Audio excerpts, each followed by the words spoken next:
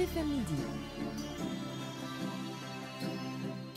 Merci d'être avec nous sur RFM Midi, c'est l'heure du grand journal. Anna Rocha.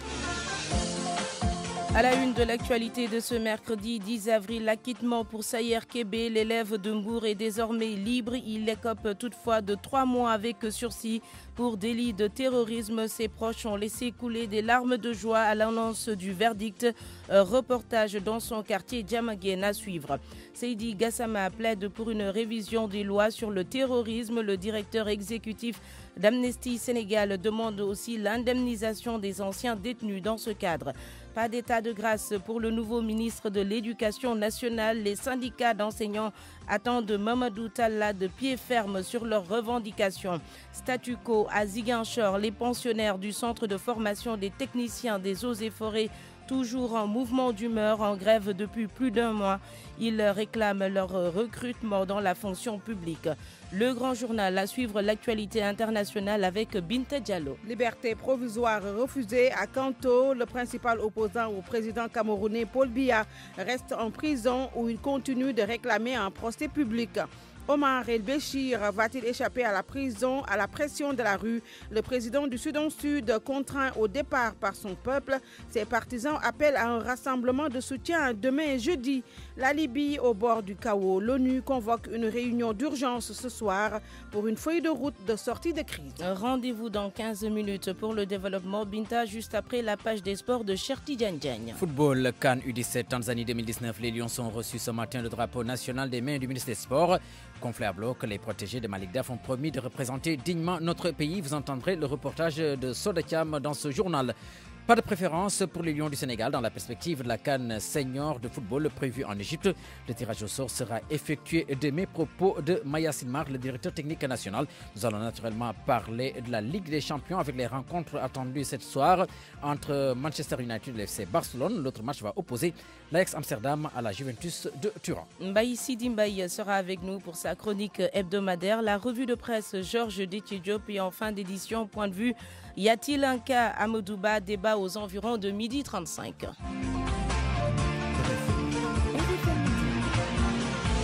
Anna Rocha. Bonjour à tous. Ce fut long et pénible. Après 4 ans de prison, le jeune Sayer Kébé recouvre la liberté. Il a été acquitté ce matin pour le crime d'apologie du terrorisme. L'élève de Mbour est cependant condamné à 3 mois avec sursis pour délit de terrorisme. Nafissatou Silla a assisté au délibéré au palais de justice de Dakar. Sayer Kébé libre, de la peine qui se dissipe pour sa famille, mais le regret est toujours là après 4 années passées en prison. Bakary Djemé, ami de Sayer Kébé et coordonnateur du mouvement Mbour Justice. Donc déjà on dit alhamdoulilah, on s'en réjouit vraiment de voir notre frère Sayer Kébé, qu'on peut dire qu'il est libre maintenant, 4 ans en prison pour seulement des menaces vraiment, mais on dit alhamdoulilah et on s'en réjouit. Donc je pense que l'État doit prendre ses dispositions, de détenir en prison pour 4 ans vraiment et le laisser partir comme ça. Psychologiquement même, il n'est pas prêt en tant que jeune déjà. Donc on appelle à l'État, à la justice sénégalaise, à tout le monde, à toutes les bonnes volontés, vraiment d'aider Sayer à ce qu'il puisse avoir une réinsertion sociale. Une longue détention préventive que décrit Maître Moussa Sarr, un des conseils du jeune Sayer Kébé. Si M. Kébé n'était pas détenu depuis 4 ans, il aurait déjà obtenu son master. C'est un gâchis. Je pense que nos forces de sécurité doivent revoir leur démarche en matière terroriste. On ne peut pas dans ce pays pour un oui, pour un non, qu'on arrête des citoyens pour terrorisme, alors qu'il n'y a pas de preuves, qu'il n'y a pas de charges suffisantes. C'est des arrestations préventives qui sont illégales, qui violent les droits de l'homme, qui violent la liberté des citoyens. Et je pense que les forces de sécurité doivent en tirer les leçons pour revoir, n'est-ce pas, leur politique et leur démarche en ce sens-là. Sayer Kébé est vivement attendu à Mbour. Son dossier a été accepté pour l'épreuve du baccalauréat de cette année. Ses proches, cependant, réclament des indemnités pour lui permettre d'avoir une parfaite insertion sociale. Les habitants du quartier Diamaguène de Mbour ont explosé de joie à l'annonce du verdict. La grand-mère de Sayer Kébé a littéralement fondu en larmes. C'est une résurrection, a dit sa grand-mère Abdourahmane Diallo, qui a fait le déplacement. Reportage. Dès l'annonce de la libération de Sayer Kébé, des habitants de Diamaguène de Mbour se sont donné rendez-vous au domicile familial.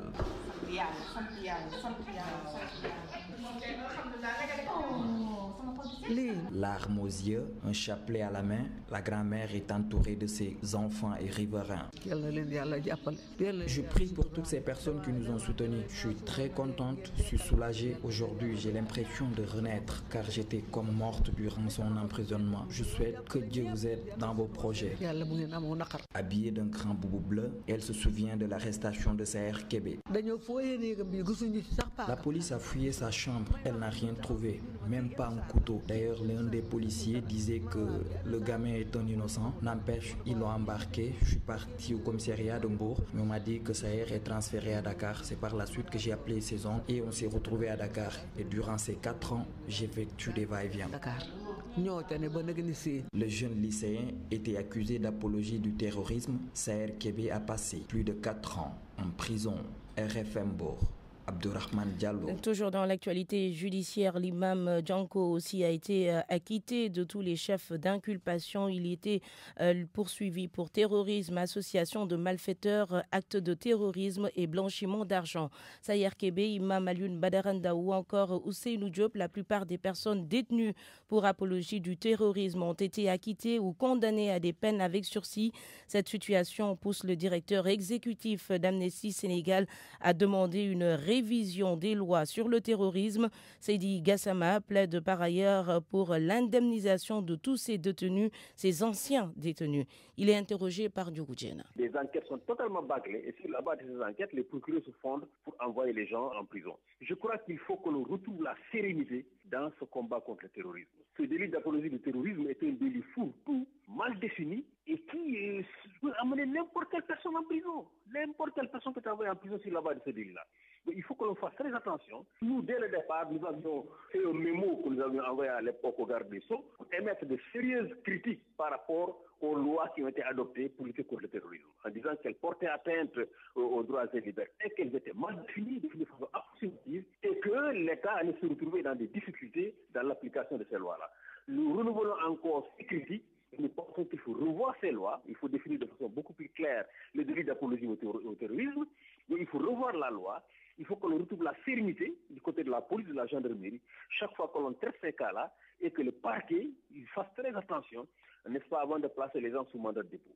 Évidemment, la loi est très claire. Lorsque vous êtes détenu de façon injuste, vous courtissez en prison pendant des années et qu'ensuite vous êtes acquitté, vous avez le droit de demander une indemnisation. Et j'exhorte les avocats de Saher Kébé, d'Imam Dao, de toutes ces personnes qui ont été acquittées, à introduire des procédures d'indemnisation au niveau de la Cour suprême pour que ces personnes soient indemnisées. Je crois que le jour où l'État va commencer à payer pour les errements de son parquet, ce jour-là, on va commencer à faire attention avant de placer les gens en détention. Toujours sur ces cas, Saher Kébé ou encore Ousseynou Diop, ils vont servir d'exemple à certains jeunes très connectés sur les réseaux sociaux. Ils prennent maintenant du recul par rapport à leurs commentaires et posts sur les réseaux sociaux. Un reportage de Koumba Sandiane Faye. Des gardes à vue ou même emprisonnement pour avoir posté sur les réseaux sociaux. Rien ne vaut un tel sort. L'appel est de Maguette Sabine Diop, étudiante dans une école de formation. Il y a les membres du gouvernement qui sont aussi sur Twitter par exemple et tout. Donc les gens ils font beaucoup plus attention, même si c'est libre, ils font beaucoup plus attention aux mots qu'ils utilisent. La majeure partie de ceux que je regarde, ils font pas des tweets par rapport au terrorisme ou autre. Un autre jeune qui préfère taire son nom, portable à la main, écouteur à l'oreille. Il est même connecté sur Facebook. Lui affirme être beaucoup plus regardant par rapport à ses posts. Juste des photos et puis voilà tout. Vraiment chercher à voir ce qu'il faut écrire ou pas et sur les réseaux sociaux surtout parce que ils ne donnent pas le bon exemple pour moi. Des cas comme celui de Saher Kébé ou du colonel Abdourahim Kébé leur incitent à être beaucoup plus prudents même s'ils s'intéressent encore à Facebook, Twitter ou WhatsApp. Il y a des trucs violents qu'on met même sur Facebook. Moi, je suis pas d'accord, sérieusement. Pas lieu d'être en fait. On devrait peut-être arrêter ça ou genre trouver un moyen pour les arrêter. C'est pas bien. La génération d'aujourd'hui, c'est un peu... Chacun fait ce qu'il veut, mais d'autres le prennent pour arme aussi, et ce qui n'est pas bien. Ces jeunes invitent les autorités à sensibiliser davantage les jeunes, à sensibiliser davantage. Des sanctions d'abord, sensibiliser les gens. Peut-être pour une prochaine fois, les autres ne vont pas pouvoir le faire, mais pas comme ça. Attention, prudence, c'est l'appel lancé aux jeunes à qui ils disent qu'aucun poste ne vaut une privation de liberté. Je rappelle donc cette information, l'acquittement de Sayer Kébé pour apologie du terrorisme. L'élève de Mbour est cependant condamné à 3 mois avec sursis pour simple menace. RFM, la radio de toute l'actualité. La colère des étudiants de l'université Gaston Berger de Saint-Louis. Ils ont aujourd'hui réclamé justice pour Falloussène près d'1 an après sa mort. Ils exigent par ailleurs l'achèvement des travaux de logement. La gendarmerie est intervenue, ce qui a entraîné des échauffourées dans le campus ce matin. Mohamed Nabissila. Les étudiants de l'université Gaston Berger de Saint-Louis ont barré pendant plusieurs heures durant cette matinée de ce mercredi la route nationale 2 pour exiger que justice soit faite sur l'affaire Falloussène. Le gouvernement n'a pas pris les décisions qu'il fallait, puisque maintenant le ministre qu'on demandait d'être limogé est fait. Bon, je pense que le combat est toujours d'actualité, on continue le combat. Notre principal objectif, c'est de savoir le coupable. Je demande l'État respecte sa promesse pour l'affaire de Falloussène. Tout ce que je demande, c'est que l'État fait son travail. Parce que si on laisse l'affaire de Falloussène passer, on peut voir d'autres choses qui sont pires que ça. D'autres préoccupations liées à l'assainissement et à l'hébergement ont été évoquées par les étudiants très en colère. Si on laisse l'affaire de Falloussène passer, demain ça peut être moi ou un autre. Et nous voulons que vraiment l'État améliore les travaux. Imaginez-vous que dans une chambre d'étudiants, il y a plus de 3 étudiants dans une poste simplement. Et pour les chambres qui sont des chambres mixtes, il y a plus de 6 étudiants. Ça, c'est un peu catastrophique et c'est inconcevable. Je pense qu'il est grand temps quand même qu'on essaie d'accélérer les choses afin que chaque étudiant puisse se sentir à l'aise pour mieux s'adapter à ses conditions de travail et d'études. Près d'1 an après, les étudiants attendent toujours l'arrestation du bourreau de Falloussène et la tenue d'un procès équitable. RFM Saint-Louis. Mohamed Nabissila. Le blocage se poursuit au centre de formation des techniciens des eaux et forêts de Djibellor à Ziguinchor. Ces pensionnaires ont entamé une grève de la faim depuis plus d'1 mois. Ils continuent de réclamer leur recrutement dans la fonction publique, entre autres revendications. Le nouveau ministre de l'Environnement est interpellé. Leur porte-parole, Bakary Cholar Diatta, au micro de Lamine Ba. Nous avions lancé un mouvement depuis ces derniers temps. On est à la poursuite de ce mouvement de grève. Aujourd'hui, nous étions à l'école pour une assemblée générale. Nous avons décrété jusqu'au mardi renouvelable. Nous, mardi prochain, mardi 16. Et nous comptons aussi intensifier nos actions pour avoir gain de cause.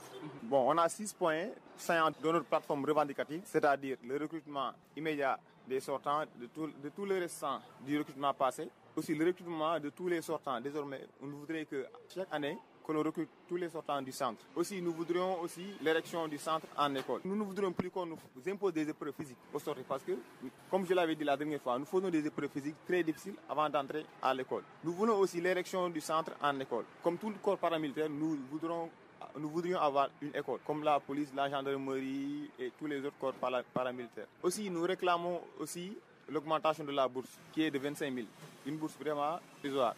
On l'interpelle aussi M. Abdou Karim Sall, le nouveau ministre de l'Environnement, et aussi le président de la République, pour qu'on puisse trouver un accord et régler cette situation à l'amiable. Et c'est aujourd'hui que se tient le premier conseil des ministres du quinquennat de Macky Sall, une réunion à laquelle vont participer plusieurs nouveaux venus. En tout cas, il n'y aura pas d'état de grâce pour le ministre de l'Éducation nationale, selon Dambodj. Les syndicats d'enseignants attendent Mamadou Talla de pied ferme sur leurs revendications. En cause, le secrétaire général du QCM se souligne que Mamadou Talla est bien au fait de la situation dans le secteur. Dambodj était l'invité d'RFM Matin. Le départ de Serigne Mbaye Thiam était une demande forte des enseignants du Sénégal. Si le président de la République va dans ce sens, nous ne pouvons que le saluer vivement. Maintenant, nous considérons que Mamadou Talla est un ministre de la formation professionnelle. Il était dans ce département. Il change de poste pour venir au niveau de l'éducation nationale, mais il est dans le même secteur. Donc, il n'y aura pas de temps de répit. Nous n'aurons pas à dire que c'est un ministre qui va prendre ses marques. Il a déjà participé à toutes les négociations collectives. Il a déjà participé à toutes les signatures de protocoles d'accord avec le le gouvernement. Donc nous considérons qu'il doit être opérationnel dès la passation de service. Donc nous considérons que sur ce plan-là, c'est important. Maintenant, l'autre aspect que nous soulignons, c'est l'ordre protocolaire, comme on dit. Nous sommes logés à la 17e place au niveau de l'éducation nationale, 19e au niveau de l'enseignement supérieur et maintenant 28e place au niveau de la formation professionnelle. Nous considérons que ça n'augure pas un avenir radieux pour le système éducatif sénégalais. Parce que l'ordre protocolaire montre la volonté du chef de l'État de changer les choses, d'apporter les changements nécessaires pour un système éducatif performant. Donc, mais de toutes les façons, nous allons attendre pour voir ce qui va être décliné, quel sera le contenu du décret de répartition et donc pour voir exactement quelle est la vision du chef de l'État par rapport à son second mandat. Dans tous les pays du monde, quand on nomme un gouvernement, mais l'éducation ne peut pas sortir des 5 premières places. Mais si on met l'éducation à la 17e place, ça montre nettement qu'on n'a aucune vision claire pour l'éducation, alors que c'est l'éducation qui est le socle du développement. Donc nous, notre position claire sur ça, c'est que le président de la République n'accorde aucune considération à l'éducation et à l'école sénégalaise. Dame Botch, secrétaire générale du QSEMS authentique. À Thiès, les travailleurs de Dakar, Bamako, ferroviaire se font entendre. Ils rappellent au chef de l'État ses engagements pour la relance du chemin de fer. C'était prévu pour ce mois d'avril. L'urgence, selon ces travailleurs, c'est de débloquer 20 milliards de francs CFA pour accompagner la transition. La société est à l'arrêt depuis 10 mois. Cheikh Anta Diop, correspondance. Les travailleurs de Dakar, Bamako, ferroviaire ne savent plus où donner de la tête. Depuis plusieurs mois, cette entreprise ferroviaire est à l'arrêt. Mambay Tonkara, le secrétaire général du syndicat Sudrail affilié à la Synthèse, qui craint le pire, s'est expliqué sur cette situation qui s'aggrave de jour en jour. Comme vous le savez, DBF à l'arrêt depuis presque 10 mois. La situation sociale, prise en charge médicale. Vous savez, depuis très longtemps, les travailleurs souffrent de retard de salaire. Pour mettre fin à cette situation avant qu'elle ne s'empire, le président du cadre unitaire des syndicats, Mambay Tonkara, invite le nouveau ministre en charge du réseau ferroviaire à prendre les mesures nécessaires pour la relance du chemin d'affaires. Vous savez, actuellement, avec la nomination de M. Mayassine Kamara au niveau du secrétariat des réseaux ferroviaires, leurs feuilles de route doivent nécessairement matérialiser la promesse du président de la République. S'il faut vraiment axer l'urgence par rapport à Dakar Bamako Ferroviaire, qui est une entreprise binationale, c'est d'abord de provoquer la rencontre du comité inter-État qui doit mobiliser les 20 milliards à raison de 10 milliards par État qui devaient accompagner la transition. Et c'est à travers ces ressources que nous pourrons, dès maintenant, retrouver des locomotives, refaire les parties critiques de la voie entre Tamba et Kitera. Ces travailleurs de Dakar Bamako Ferroviaire espèrent que toutes les promesses électorales tenues par le chef de l'État lors d'un meeting à Thiès seront respectées pour remettre le chemin d'affaires sur de bons rails. RFM Thiès, Cheikh Anta Diop. Midi 18, parlons de cette épidémie de rougeole à Kédougou. Des mesures de prévention sont prises dans tout le district pour éviter une propagation.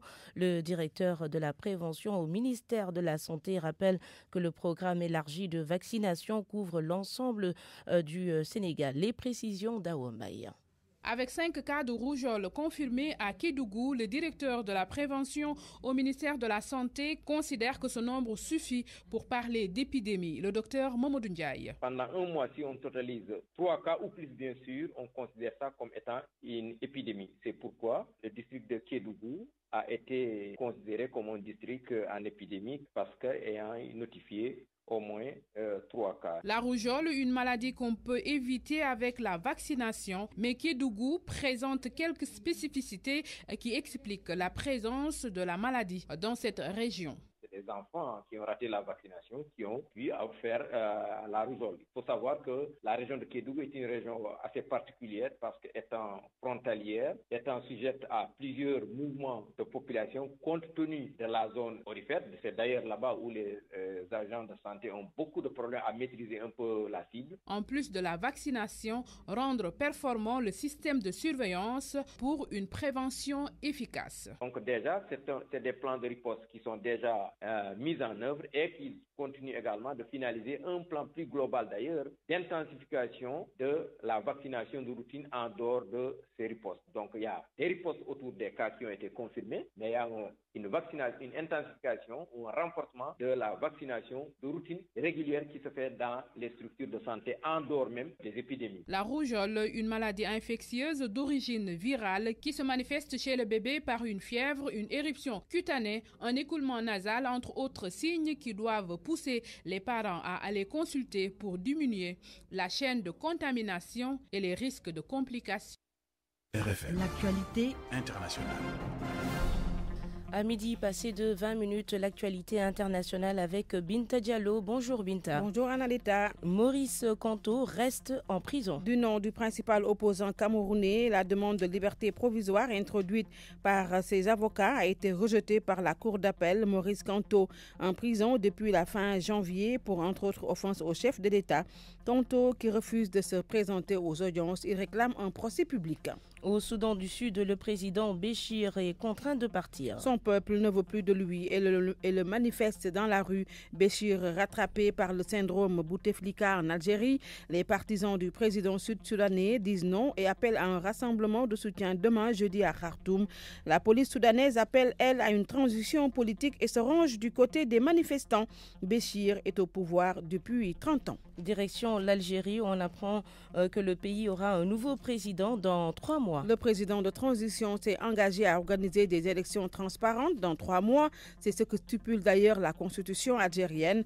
Malgré tout, la manifestation de rue ne faiblit pas. Mamadou Aïssa Ndiaye. 78 ans et à la tête du Sénat algérien depuis 17 ans, Abdelkader Ben Salah ne fait pas encore baisser les ardeurs en Algérie, où la pression est toujours maintenue. Malgré la nomination de ce président de la République par intérim, Abdelkader Ben Salah a annoncé que des élections se tiendraient dans 90 jours et qu'une commission chargée de l'organisation de ces élections serait mise en place. L'ex-président du Conseil s'est adressé à la nation de feu Boumedienne, mais sa prise de fonction n'a pas encore calmé la rue et des citoyens algériens pensent que ce second couteau du président sortant Abdelaziz Bouteflika ne fait qu'aggraver la crise. Mamadou Aïcha Ndiaye, la Libye, Binta, au menu d'une réunion du Conseil de sécurité de l'ONU ce soir. En attendant, les combats s'intensifient entre les forces de Khalifa Haftar qui avancent vers Tripoli et celles du gouvernement d'union nationale. Le maréchal Haftar, l'homme fort de l'Est de la Libye, a déclenché depuis jeudi dernier une offensive. Bilan 35 morts selon le ministère de la Santé. L'ONU convoque une réunion ce soir pour une feuille de route de sortie de chaos. Merci beaucoup Binta Diallo, midi 22 minutes. RFM Sport.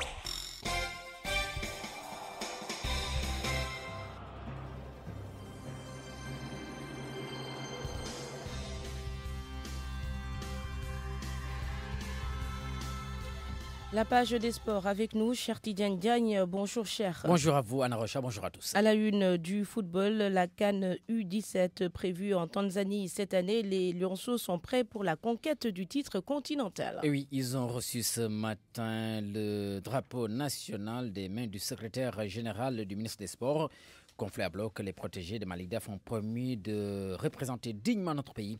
Le compte-rendu signé sur Dakar. Avant de prendre les airs pour la Tanzanie, où doit se dérouler la CAN U17, les Lionceaux ont reçu le drapeau national des mains du secrétaire général du ministère des Sports. Paul John a livré le message du ministre des Sports, Matarba, empêché à cause du premier conseil des ministres du nouveau gouvernement. Savourez donc, chers Lionceaux, la fierté de revêtir le maillot national, savourez le privilège de défendre les couleurs de notre pays à une phase finale de la Coupe d'Afrique des Nations. Vous avez tous nourri ce rêve et nous savons pertinemment que vous avez travaillé dur pour être parmi les meilleurs. Cependant, comprenez dès à présent que votre séjour en Tanzanie ne sera pas une partie de plaisir car vous avez la lourde responsabilité de représenter la nation sénégalaise qui a placé tout son espoir sur vos épaules. C'est pourquoi, Monsieur le ministre des Sports, vous invite à faire preuve de responsabilité et de combativité. Le sélectionneur de l'équipe nationale U17 du Sénégal sait à quoi s'attendre pour cette compétition. Mais Malik Daf fait confiance à son effectif. Aucune compétition n'est facile, mais on a bien travaillé depuis un an quand même. On a fait des tournois, on a remporté les tournois qu'on a fait. Ça ne veut pas dire que tout doit être parfait et tout doit être facile. On sait ce qui nous attend parce qu'on sait qu'on est bien préparé, les autres qui nous préparent. En tout cas, nous, on est bien prêts pour faire quelque chose sur ce tournoi. Depuis l'entame de la préparation, l'équipe nationale U17 a participé à 4 tournois où elle a rassuré les amoureux du ballon rond. Pour cette CAN, le Sénégal est logé dans la poule B avec le Maroc, la Guinée et le Cameroun. Vous l'avez dit donc, Sodekam, le Sénégal qui va donc croiser le 15 avril prochain le Maroc en match d'ouverture. Le 2 avril, ce sera au tour de la Guinée d'affronter les Lionceaux. Et puis le 21 avril, pour leur dernier match de groupe, les Lionceaux vont jouer contre le Cameroun. Il faut préciser que 21 joueurs ont été sélectionnés pour ce tournoi. Aucune préférence d'adversaire pour les Lions dans la perspective de la CAN senior de foot. Le tirage sera effectué demain en Égypte. Maya Silmar, directeur technique national, n'écarte aucune formation des propos recueillis par Sodetiam en marge de la remise du drapeau national aux Lionceaux ce matin. Il n'y a pas de poule facile, il est clair, parce que si on considère que toutes les équipes sont qualifiées après, n'est-ce pas, de rudes épreuves, n'est-ce pas, de qualification, donc ce sont les équipes qui sont arrivées effectivement, qui sont les meilleures. Et aujourd'hui, mais être parmi une poule, c'est sûr que tu seras toujours avec des meilleurs. Je pense qu'aujourd'hui, nous devons nous considérer en tout cas d'avoir une poule dans laquelle nous devons nous estimer en tout cas faire ce que nous devons faire, n'est-ce pas? Montrer que nous sommes une bonne équipe, montrer qu'on a des ambitions, montrer également aussi qu'on va aller loin et s'imposer. Je pense qu'il n'y a que ça. Je pense qu'aujourd'hui, sous considération de la poule, tout à fait, on le saura le 12, mais je pense qu'on n'a pas d'appréhension par rapport à ça. Si vraiment nous voulons vraiment faire de bons résultats, si nous voulons aller beaucoup plus loin, je pense qu'on n'a pas d'appréhension à nous être dans une poule, dans une autre. Nous avons de bons joueurs, nous avons un bon entraîneur, nous avons un État qui met les moyens. Ben écoutez, on peut légitimement, effectivement, ambitionner de faire de bons résultats. Le football à l'étranger est cher ce soir. La suite des quarts de finale aller de la Champions League avec 2 rencontres au programme. Old Trafford, Manchester United bien en confiance croise l'FC Barcelone de Lionel Messi. L'autre match oppose la jeune formation de l'Ajax-Amsterdam, la Juventus de Turin de Cristiano Ronaldo qui va faire son comeback après une blessure qui l'a éloigné des pelouses. L'ancien international sénégalais Alassane Ndour donne ses impressions pour ces 2 matchs. Nous le suivons. Barcelone qui est en train de montrer des choses extraordinaires. Et puis le courage de l'autre équipe, Manchester, qui n'a pas volé sa qualification devant le public parisien avec une remontada. Donc ça sera forcément un match très ouvert au Camp Nou, un match d'attaque parce que les 2 équipes jouent au football d'attaque et puis avec des Anglais qui ne savent pas attendre, je ne veux pas dire qu'ils ne jouent pas tactique, mais qui ont un football poussé vers l'avant, contre aussi une équipe qui a montré une philosophie barcelonaise tika-tika avec un jeu de passe porté vers l'avant avec aussi un joueur exceptionnel qui s'appelle Messi. Donc ce sera forcément un match très ouvert et puis un match passionnant. Un Cristiano qui est un peu diminué, mais il reste un Cristiano quand même parce que c'est un grand joueur qui a montré toute sa classe, toute sa détermination et qui a montré toute son exception durant toute sa carrière. Maintenant, aujourd'hui, il est diminué forcément avec une blessure. Ça n'arrange pas la Juventus contre une équipe d'Ajax d'Amsterdam, une équipe très athlétique avec de jeunes joueurs qui sont portés vers l'avant et puis une très belle formation. Hier, Liverpool a pris une bonne option en dominant à la maison l'FC Porto sur le score de 2-0. Dans l'autre quart de finale, il y a eu une petite surprise avec les Spurs de Tottenham qui ont reçu et battu Manchester City. Score 1-0 pour Tottenham. Le prochain journal des sports dans l'édition d'information de 13h. Merci cher. Merci à vous. RFM, la chronique du jour. Ce mercredi, la chronique de Baïsi Dimbaï. Il faut savoir écouter le silence. Il faut aussi savoir converser avec les choses, avec la nature. Un conseil d'un voyageur Dogon à son ami Peul de Mopti. Il descendait juste du bateau fluvial qui venait d'accoster. Quel tumulte sur le quai et dans le quartier du port. Tout le monde joue du coude pour se frayer un passage entre les foules, les pousse-pousse, les troupeaux de bœufs, les vendeuses de petites choses posées sur la tête. On laisse place également au salam alek, une obligation culturelle dont on s'acquitte en prenant le temps qu'il faut. L'impressionnante activité du fleuve Niger fait de la ville un port stratégique du point de vue du transport intérieur, des échanges commerciaux et même du troc, une survivance des temps anciens. En fait, le port de Mopti est un bel exemple de ce qu'on peut faire dans le domaine de l'emploi in situ dans nos pays pauvres. Cela veut simplement dire qu'il est possible et peut-être plus indiqué de donner du travail dans les terroirs. Il doit en effet être plus facile de fixer quelqu'un dans un emploi, dans sa propre ville rurale, son village. Ainsi, dans les temps anciens et même pas si anciens que cela, les domaines agricoles prolongeaient les habitations. Les espaces champêtres étaient la zone rurale et économique du patrimoine familial. Pour en revenir à Mopti, ce spectacle de jour de fête que provoque l'arrivée du bateau donne envie de vous mêler à la foule et d'ajouter à la joie populaire ambiante. Me vient alors à l'esprit cette idée puisée chez les voisins du Mali. Pourquoi le Sénégal ne développerait-il pas le transport fluvial? Le recensement est pourtant vite fait. Des ports qui seraient tous soulagés, heureux de retrouver la vie et redonner vie à leur environnement géographique. La problématique de l'emploi des jeunes trouverait ainsi une ouverture, une esquisse de solution.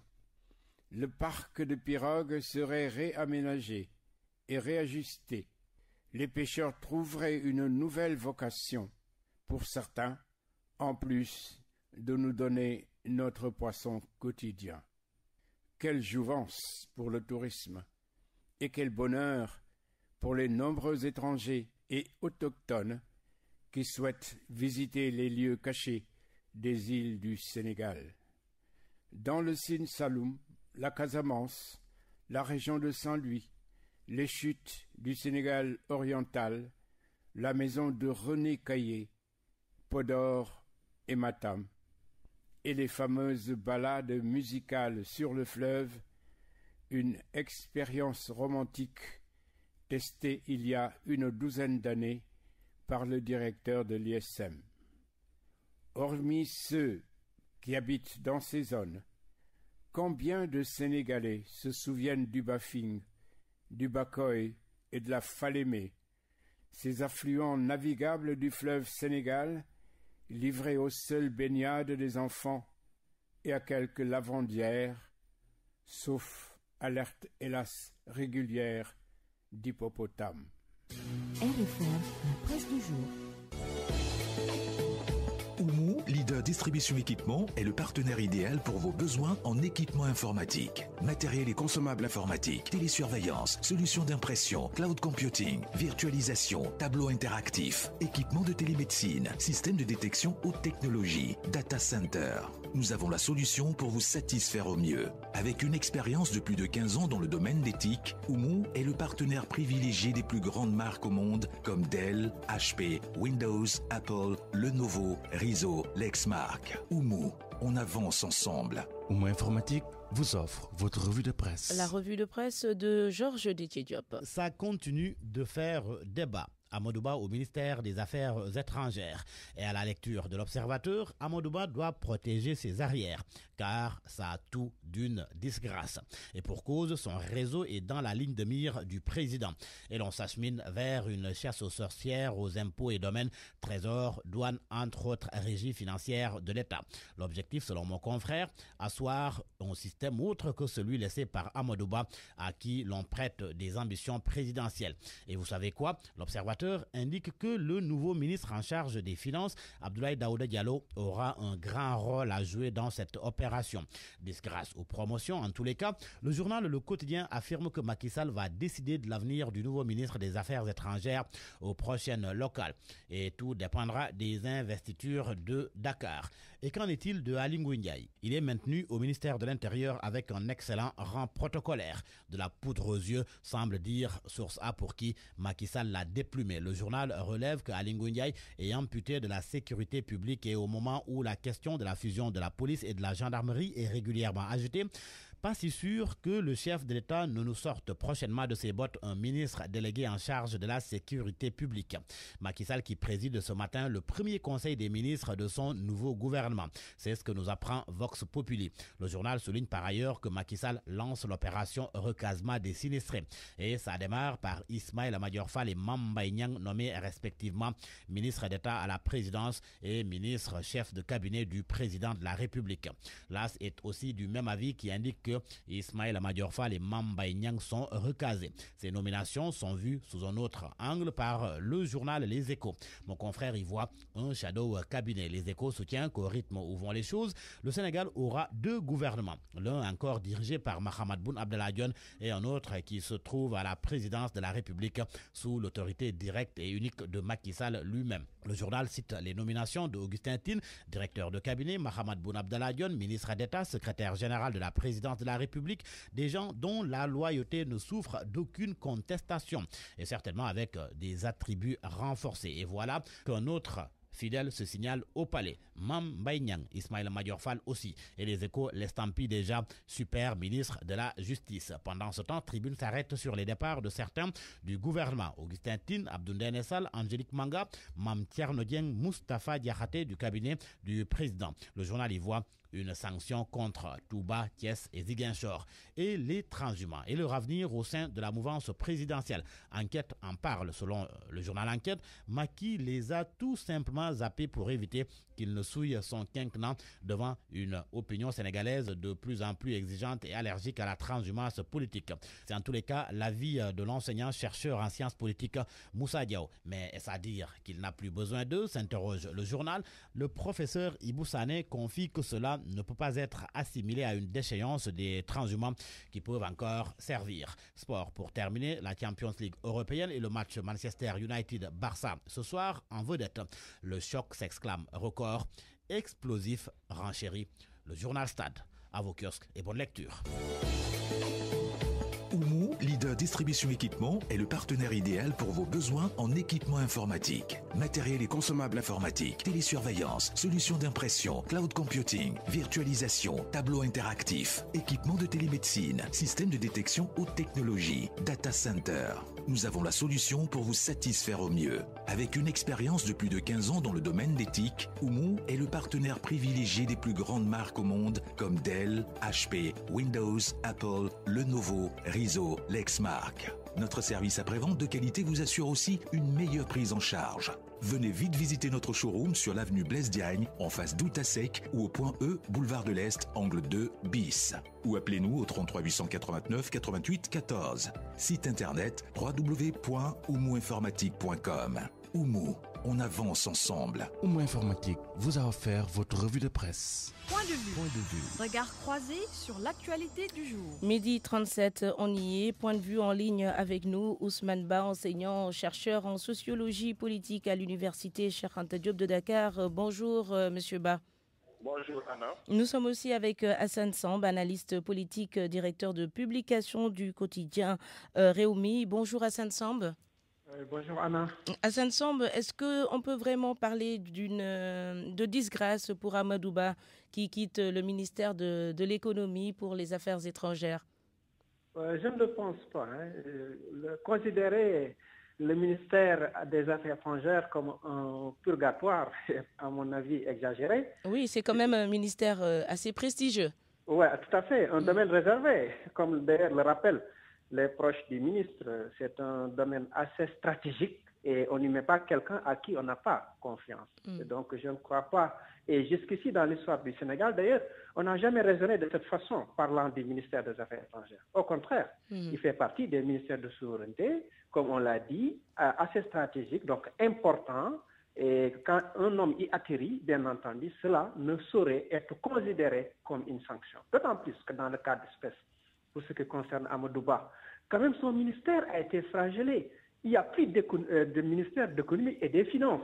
Normalement, même s'il était resté, il ne serait pas l'ancien ministre qu'il avait été. Parce que quand même, il y a une fragmentation quelque part à ce niveau-là. Donc, c'est pas mal. Ce serait même ça l'origine du problème, apparemment, la division de son ministère, ou plutôt de son ancien ministère. Voilà, c'est ça peut-être qui a fait que peut-être il a atterri, il a préféré atterrir au niveau des affaires étrangères, qui est un domaine assez sérieux.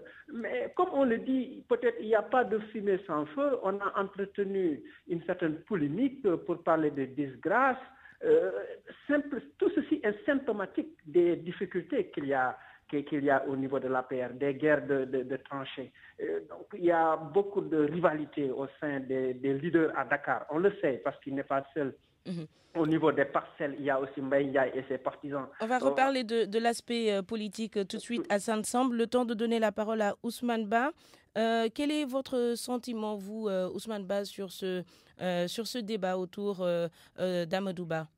Oui, moi je pense que je suis d'accord avec mon co-débatteur, parce que tout simplement le ministère des Affaires étrangères est un ministère de souveraineté. Alors si vous regardez même en Afrique, ou bien si vous regardez au niveau de l'Union africaine, oui. Celui qui gère actuellement, qui est le président de la Commission de l'Union africaine, je pense que c'est un des ministères des Affaires étrangères. Alors moi je pense que si des gens pensent que peut-être on a sanctionné Amadou Ba en l'amenant au ministère des Affaires étrangères, moi je vois le contraire. Le contraire, c'est qu'au ministère des Affaires étrangères, d'abord, il faut bénéficier de la confiance du chef de l'État, mais aussi au fur et à mesure, c'est quelqu'un qui fait le tour du monde. Et en faisant le tour du monde, il faut tisser des relations et des partenariats stratégiques avec des organisations, des structures qui, demain, effectivement, pourraient l'accompagner dans son projet politique si ce dernier a, si vous voulez, l'ambition de devenir, de briguer la souveraineté nationale sénégalaise. On ne l'a pas encore entendu, lui, Amadou Ba, depuis sa nomination dimanche. Par rapport aux prochaines échéances électorales, quelle devrait peut-être être sa posture? Alors, moi, je pense que pour Amadou Ba, je pense que d'abord, il faudrait, s'il a de l'ambition de devenir demain un candidat à la présidentielle de 2024, il doit d'abord fondamentalement chercher une base politique. Alors sa base politique, c'est Dakar. À mon avis, il serait intéressant peut-être qu'il soit candidat au niveau de la mairie de Dakar, à défaut d'être candidat à la mairie de Dakar, d'être président du conseil départemental de Dakar. Et c'est sur cette base-là, je pense qu'il faut ramper au fur et à mesure et ne pas brûler les étapes. À mon avis, je pense qu'il est peut-être assez intelligent pour pouvoir non seulement négocier ses rapports, ses relations au sein d'abord de son parti, à savoir l'APR, mais aussi au sein de sa coalition, à savoir Benno Bokk Yakaar, et au-delà de sa coalition, de chercher des mouvements de soutien qui peuvent demain parachever ou bien l'accompagner, valoriser son ambition s'il en a. Maintenant, le problème c'est que est-ce qu'il osera s'affirmer dès à présent par rapport, si vous voulez, à cette ambition-là? C'est ça le véritable problème. Merci beaucoup Ousmane Ba. Hassan Samb, on termine avec vous sur cette question politique et les ambitions de Amadou Ba. Est-ce que déjà par rapport aux échéances qui se sont déjà déroulées, est-ce que pour vous il a déjà assez prouvé pour avoir de telles ambitions, briguer la mairie de Dakar et autres? Oui, absolument. Je pense qu'il a fait ses preuves, notamment au niveau des parcelles assainies, où il milite, où il habite par ailleurs. Il est originaire de ce quartier-là, avec sa maman qui est récemment décédée. Bon, Amadou, c'est quelqu'un qui fait la politique à sa manière.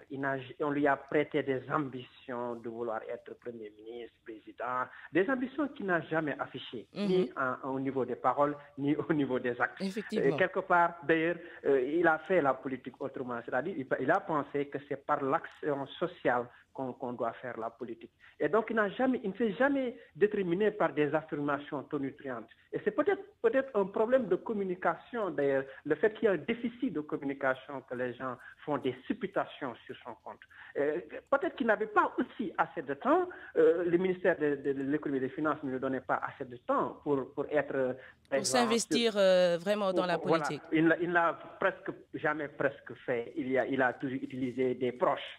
Et maintenant, peut-être c'est le moment, avec le ministère des Affaires étrangères, de s'affirmer davantage, tout en évitant, bien entendu, de heurter en haut lieu. Parce que quelque part, j'ai le sentiment que cette polémique a été entretenue en haut lieu. Et je l'ai dit tantôt, c'est symptomatique des rivalités internes au sein de l'APR. Et Macky, en éliminant le poste de Premier ministre, veut avoir des coudées franches Il ne veut pas que quelqu'un s'affirme comme une sorte de dauphin, de successeur.